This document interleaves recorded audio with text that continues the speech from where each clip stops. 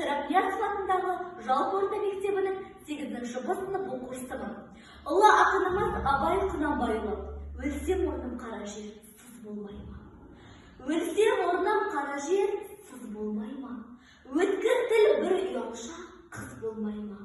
Махаббат, ғазауатпен майдандасқан қайран менің жүрегім, мұз болмай ма? Амалсыз тағдыр бір күн кез болмай ма?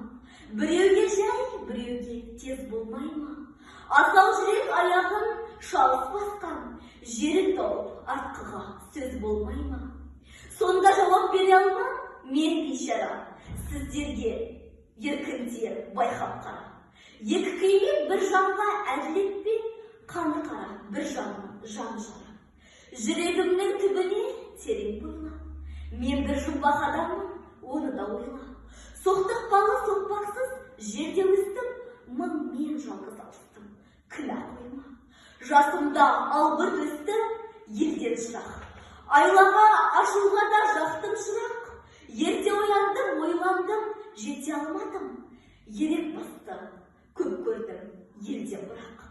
Ішім толған мұңмен өрт, сыртым дүрдей. Мен келмеске кетермін, түк өндірмей. Өлең шіркін өсекші, жұртқа жаяр, сырымды тоқтатайын, айта бермей.